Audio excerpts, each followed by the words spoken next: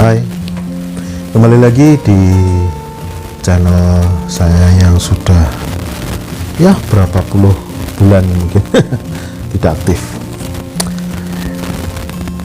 Gimana kabarnya kalian, ataupun siapa yang menonton video ini di tahun 2026, tepatnya di bulan Juli sekarang ini ya. Mungkin kita tidak akan membahas terkait dengan politik, tapi saya punya kekhawatiran ataupun keresahan terkait dengan kondisi gadget ya, terutama yang ada di kehidupan kita ya, karena mau gak mau untuk saat ini gadget itu seperti sudah menjadi bagian kebutuhan pokok ya. Jadi seperti itu. Fenomena yang ada sekarang ini dengan dalih seperti penggunaan teknologi AI atau apapun itu, yang jelas kondisi gadget saat ini tidak baik-baik saja. Di video kali ini mungkin saya tidak akan mereview ataupun unboxing, cuman saya ingin share aja, kita sharing. Bagi yang punya pendapat atau opini lain, monggo bisa ditulis di kolom komentar ya, karena sudah 2 tahun terakhir ini saya melihat tren dari gadget itu semakin kesini kok semakin kesana ya. Jadi kita ngobrol santai saja ya. Jadi ini opini saya, jadi ini murni opini saya, keresahan saya, dan kekhawatiran saya. Seperti apa sih bahasanya itu, akar permasalahannya adalah kenapa 2 tahun terakhir ini ya, terutama tahun ini yang paling parah,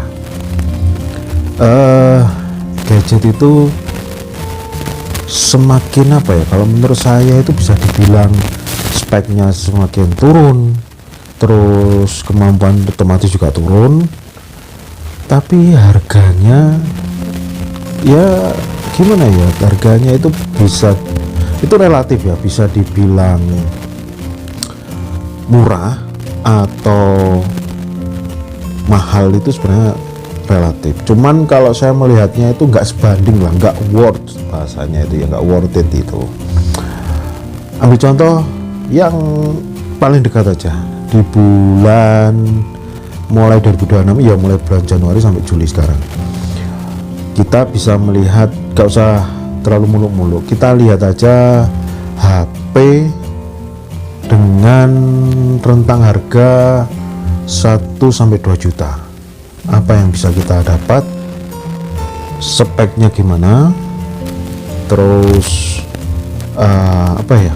apa sih yang bisa kita dapat dari HP yang itu, apakah sudah sesuai dengan ekspektasi kita, apa yang kita cari. Dulu mungkin tahun 2024 ya, kisaran tahun 2024, kita bilang HP dengan budget 2 juta ke bawah itu kita masih bisa dapat SoC ya, terutama karena SoC itu sangat berperan penting. SoC yang bisa kelas medium, ambil contoh G99 itu adalah SoC medium dengan jaringan 4G terkencang saat itu, terutama tahun 2024. Apalagi sekarang itu pun G99 dengan turunannya. Kenapa saya bilang turunan? Karena ada G100 ataupun G200, itu sebenarnya sama, cuman ada penambahan clock speed aja, tapi secara spesifikasi, fabrikasi, dan GPU nya sama persis dengan G99. Di tahun ini 2026 bisa dihitung, tapi saya hanya menemukan satu brand yang bisa ngasih spek ini, pakai SoC ini, di rentang harga di bawah 2 juta. Nggak tahu brandnya apa. Samsung. Sangat jarang sekali Samsung bisa memberikan value lumayan ya, value lumayan dengan masih menggunakan, atau istilahnya kali ini Samsung tidak pelit dengan G99 dengan rentang harga di 18 kalau sekarang kayak. Dulu itu kalau maksudnya awal peluncurannya itu kan tahun 2025 akhir, Samsung A07 itu keluar pertama itu bisa menawarkan harga yang lebih kompetitif ya. 464-nya aja itu di rentang harga 1,4. Sekarang yang 464 itu di kisaran 1,8. Padahal dulu 1,8 itu bisa dapat yang 6/128. Jadi intinya gini, kemerosotan ini, saya melihatnya ini sebuah kemerosotan, bahwasanya vendor itu bingung mungkin ya, hanya karena salah satu komponen HP yang sekarang merangkak naik, yaitu chip storage. Jadi akhirnya mereka memangkas aspek-aspek lain, dan yang paling terimbas juga adalah kamera. Dulu di bawah 2 juta mungkin kita kalau beruntung bisa dapat HP yang punya ultra wide. Sekarang satu kamera aja yang 50 megapiksel itu bisa dihitung dengan jari. Salah satunya juga masih Samsung yang masih konsisten di tahun ini, yang bisa memberikan value G99 dengan single kamera belakangnya itu yang pakai 50 megapiksel. Kalau kalian nggak percaya, coba kalian searching di marketplace kesayangan kalian.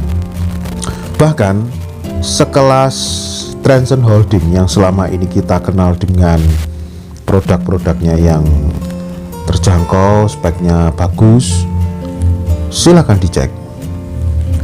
Dengan rentang harga di bawah 2 juta, apa yang mereka berikan? Oke, mungkin bisa ngasih RAM 6/128, tapi lihat dia masih pakai eMMC 5.1, walaupun itu mereka bilang adalah eMMC versi terkencang. Iya betul, tapi kalau dibandingkan dengan UFS masih kalah jauh. Bahkan dengan UFS 2.1 pun masih kalah. Dan di sini sekali lagi Samsung yang juara, karena di A07 dia pakai UFS 2.2. Saya di sini tidak di-endorse sama Samsung, karena ya saya melihat atau mungkin sedikit memberikan pencerahan buat teman-teman yang butuh referensi HP dengan rentang harga di bawah 2 juta yang masih worth, walaupun dengan storage 4/64. Tapi semua pilihan di tangan kalian semua ya, mau milih yang 6 atau 8/128 dengan eMMC 5.1 silahkan. Dan apa yang ditawarkan sama Transsion Group ya, ada Itel, Tecno, sama Infinix. Saya sendiri pakai Infinix, ini keluaran 2023, dan mungkin saat ini saya masih bertahan dengan ini pakai G99 juga, dengan main kamera ini 50 megapiksel,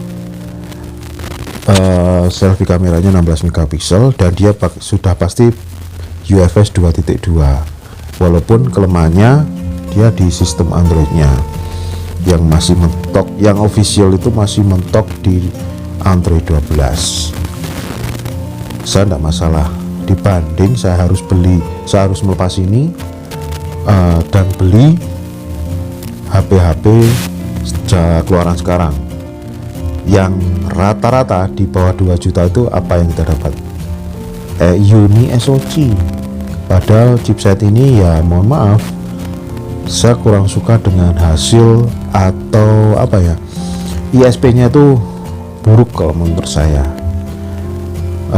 Uni SoC ini T7250 atau mungkin rebranding dari T606 ya kalau dulu ya, untuk seri yang lama. Dia masih fabrikasi masih 12 nanometer ya, walaupun fabrikasi ini masih umum ya, masih normal lah. Dia terkenal masih irit daya dan tidak terlalu panas. Tapi kenapa ya, kalau saya sendiri, mungkin kalau teman-teman penasaran atau pengen membuktikan apa yang saya bilang, bisa dilihat di review-review atau dari channel lain yang membahas tentang Uni SoC 7250 terutama ya. Bisa dilihat untuk hasil foto dan videografinya. Dan diperparah lagi, seri SoC ini tidak mendukung atau tidak dilengkapi dengan giroskop. Karena kalau saya pribadi ya, kadang saya kan perlu, saya juga suka foto, suka videografi. Saya itu paling butuh stabilizer ya. Kalau video, kalau rekor video itu biar tidak guncang atau gempa bumi. Itu malu kalau saya bikin video sampai berguncang-guncang, itu saya malu. Jadi sensor giroskop ini sangat diperlukan. Walaupun saya mantan gamer, kalau dulu saya suka main game, tentu giroskop ini adalah fitur yang wajib ada di setiap gadget yang saya miliki. Kebetulan dulu saya pakai seri Note dari Redmi itu, terus pindah ke grupnya BBK pakai Realme, dan terakhir ini itu semuanya ada giroskopnya dan kameranya stabil semua. Jadi apa, kembali lagi ke topik, HP-HP sekarang itu sudah istilahnya, kalau dulu mungkin yang dikorbankan hanya 1-2, kalau sekarang hampir semua lini, mulai SoC, kamera videografi, sensor, terus apalagi ya, sementara storage-nya itu juga seperti itu. Jadi ya gimana lah itu. Jadi sekali lagi, ini adalah opini saya. Kalau teman-teman setuju ataupun tidak setuju, boleh kita sharing, silahkan tulis di komentar. Oke. Dan ini mungkin video saya yang pertama, dan mungkin nanti kita akan bahas kalau misalkan nanti ada responnya dan teman-teman suka dengan video seperti ini, kita akan buat lagi sharing juga tentang gadget. Karena apa, untuk kondisi saat ini itu prediksinya itu hanya 1 atau 2 tahun ya, prediksinya itu sampai 5 tahun, sampai mungkin tahun 2030 ke atas. Jadi apa pesan dari saya? Pesan dari saya adalah, apa HP atau gadget yang kamu miliki sekarang, itulah gadget atau HP yang terbaik saat ini. Kita akan bertemu lagi di video selanjutnya.